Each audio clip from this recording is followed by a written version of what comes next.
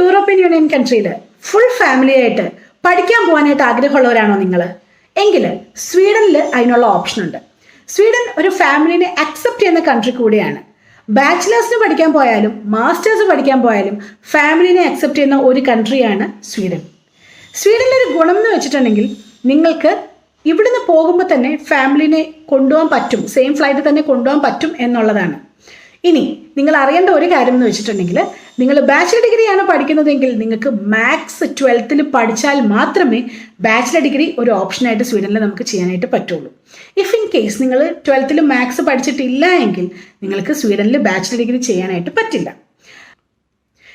നിങ്ങളൊരു മാസ്റ്റേഴ്സ് ഡിഗ്രിയാണ് സ്വീഡനിൽ നോക്കുന്നത് എങ്കിൽ നിങ്ങൾക്ക് നിങ്ങളുടെ ബാച്ചിലർ ഡിഗ്രി 4 വർഷത്തെ ആയിരിക്കണം എന്നുള്ളതാണ് അവിടുത്തെ റൂള്.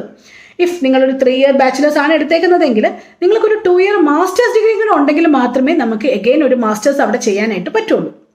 ഇനി അടുത്തത് IELTS ആണ് അല്ലേ? എല്ലാവർക്കും ഒരു പേടിയുള്ള കാര്യമാണ് IELTS. IELTS അല്ലെ PT, ഈ 2 കാര്യങ്ങളാണ് ഇംഗ്ലീഷ് ലാംഗ്വേജ് റിക്വയർമെൻ്റ് ആയിട്ട് അവർ അക്സെപ്റ്റ് ചെയ്യുന്നത്.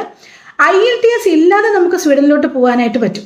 അതിനുള്ള ഓപ്ഷൻ ഒന്ന്, നിങ്ങൾ 10th 12th CBSE അല്ലെങ്കിൽ ICSE നിങ്ങൾ പഠിച്ചിരിക്കണം എന്നുള്ളതാണ്. അല്ലെങ്കിൽ നിങ്ങൾ STEM ക്വാളിഫിക്കേഷനിൽ നിങ്ങളുടെ എഡ്യൂക്കേഷൻ ഉണ്ടായിരിക്കണം, ബാച്ചിലർ ഡിഗ്രി എഡ്യൂക്കേഷൻ ഉണ്ടായിരിക്കണം. അതായത് സയൻസ്, ടെക്നോളജി, എഞ്ചിനീയറിംഗ്, മാത്തമാറ്റിക്സിൽ നിങ്ങൾ ബാച്ചിലർ ഡിഗ്രി ചെയ്തിട്ടുണ്ടെങ്കിൽ നമുക്ക് വിത്തൗട്ട് IELTS ഓപ്ഷനിൽ അക്സെപ്റ്റ് ചെയ്യുന്ന യൂണിവേഴ്സിറ്റികളുണ്ട്. ഇതൊന്നുമില്ല നിങ്ങൾക്കെങ്കിലും നമുക്ക് ചെയ്യാൻ പറ്റുന്ന ഒരു കാര്യമുണ്ട്, അതാണ് medium of instruction in English. പക്ഷേ ഇത് എല്ലാ യൂണിവേഴ്സിറ്റീസും അക്സെപ്റ്റ് ചെയ്യില്ല, ലിമിറ്റഡ് ആയിട്ടുള്ള യൂണിവേഴ്സിറ്റീസ് മാത്രമേ അക്സെപ്റ്റ് ചെയ്യുള്ളൂ. സോ നിങ്ങൾക്ക് നിങ്ങളുടെ ക്വാളിഫിക്കേഷൻ അനുസരിച്ച് നിങ്ങളുടെ ക്രെഡൻഷ്യൽസ് ബേസ് ചെയ്തിട്ട് ഏത് യൂണിവേഴ്സിറ്റിയാണ് നിങ്ങളെ അക്സെപ്റ്റ് ചെയ്യുന്നതെന്നും നിങ്ങൾക്ക് വിത്തൗട്ട് IELTS ഓപ്ഷൻ ഉണ്ടോയെന്നും അതുപോലെ തന്നെ ഏതൊക്കെ പ്രോഗ്രാംസ് എടുക്കാൻ പറ്റുമെന്നൊക്കെ അറിയണമെങ്കിൽ ഞങ്ങളെ എത്രയും പെട്ടെന്ന് തന്നെ കോൺടാക്ട് ചെയ്തോളൂ. സ്വീഡന് ഒരു ആപ്ലിക്കേഷൻ ഫീസ് ഉള്ള കൺട്രിയാണ്.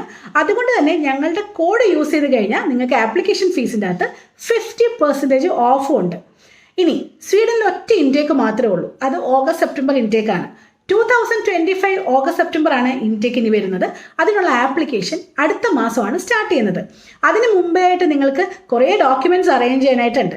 മീഡിയം ഓഫ് ഇൻസ്ട്രക്ഷനും അങ്ങനെയുള്ള കാര്യങ്ങളൊക്കെ അറേഞ്ച് ചെയ്യാനായിട്ട് നമ്മളെ കോൺടാക്ട് ചെയ്താൽ മതി, ഞങ്ങൾ ഹെൽപ്പ് ചെയ്ത് തരാം എന്തൊക്കെയാണ് ചെയ്യേണ്ടതെന്നുള്ളത്. സോ ഇനി എന്തെങ്കിലും ഡൗട്ട് നിങ്ങൾക്ക് ഉണ്ട് എങ്കിൽ ഞങ്ങളെ കോൺടാക്ട് ചെയ്തോളൂ. ഈ കാണുന്ന നമ്പറിൽ നിങ്ങൾ വിളിച്ചാൽ മതി. Thank you so much. എൻ്റെ പേര് ജിജി, ഞാൻ സംസാരിക്കുന്നത് സ്റ്റഡിഗോ കൺസൾട്ടൻസ്.